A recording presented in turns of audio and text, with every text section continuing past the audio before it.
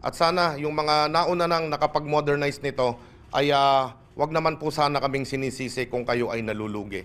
Hindi po namin kasalanan na kayo ay nasa balag ngayon ng alanganin. Nang hindi na pagrehistro ng kanilang mga jeep, ang franchise ay delegated lamang ng Kongreso sa LTFRB.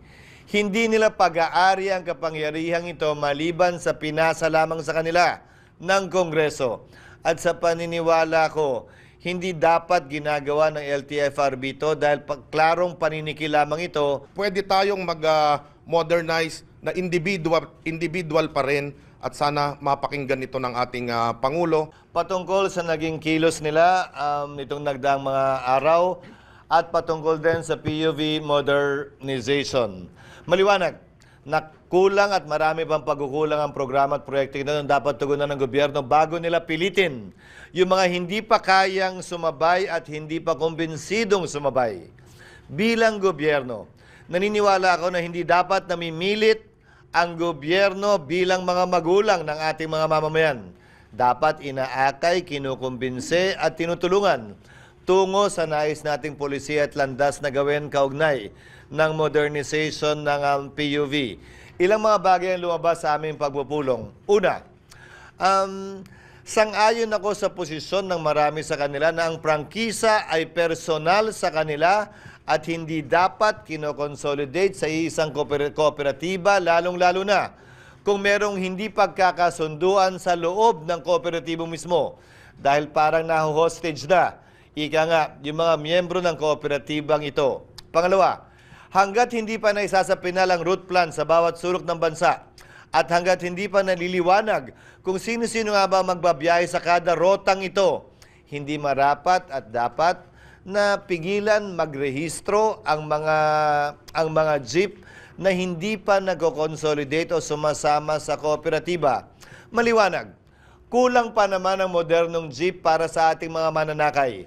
At kung lahat ito'y pagbabawal, ang mag-suffer dito, ang tatamaan dito ay ang ating mga mananakay at mga pasahero na kinakailangan magbiyahe mula sa kanilang tahanan tungo sa kanilang pinagtatrabahuan o pinag-aaralan. At panghuli, nais ko rin balikatin sa ngalan ng grupong ito ang issue kaugnay ng hindi na pagrehistro ng kanilang mga jeep. Ang franchise ay delegated lamang ng Kongreso sa LTFRB. Hindi nila pag-aari ang kapangyarihang ito maliban sa pinasa lamang sa kanila ng Kongreso.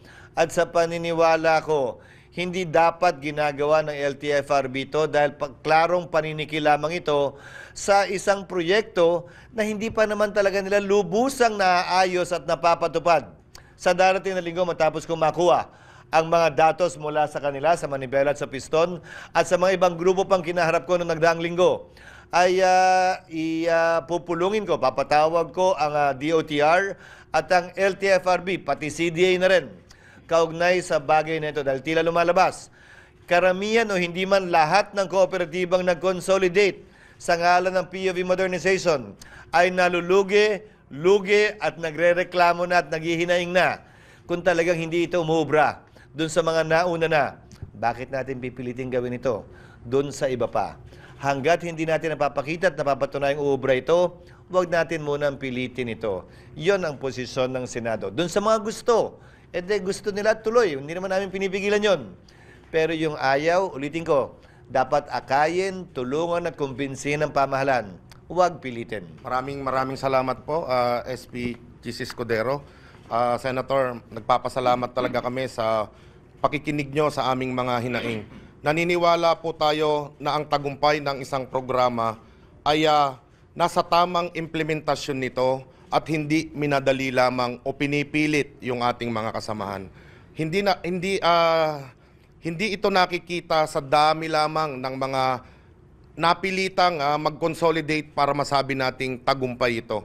Ang pinapakiusap natin sa ating mahal na Pangulo through sa opisina ng ating Senate President na sana po makapagparehistro kami, makabiyahe kami, makapaghanap buhay kami, makapagserbisyo po kami sa taong bayan at nang sa ganon ay ang ating ekonomiya ay hindi po bumagsak at hindi po laging may mga gulo sa lansangan. Sino po ba ang may ayaw ng pagbabago? Paulit-ulit nating sinasabi, SP, na talagang tayo ho ay nakikaisa ng ating pamahalaan, pero sa tamang implementasyon na hindi po dapat pinipilit ang taong bayan o ang stakeholders, lalong-lalo na yung mga operators at mga drivers. Marami pong paraan na tayo ay pwedeng makapag-modernize, na tayo po ang makapagtayo ng mga industriya dito sa ating bansa. Pwede tayong mag-modernize na individual pa rin, at sana mapakinggan ito ng ating Pangulo, lalong-lalo na sa tulong ng ating Senate President.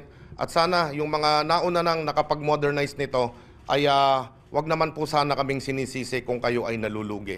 Hindi po namin kasalanan na kayo ay nasa balag ngayon ng alanganin, at sana ho ay mapagbigyan pa rin po kami. Maraming salamat po.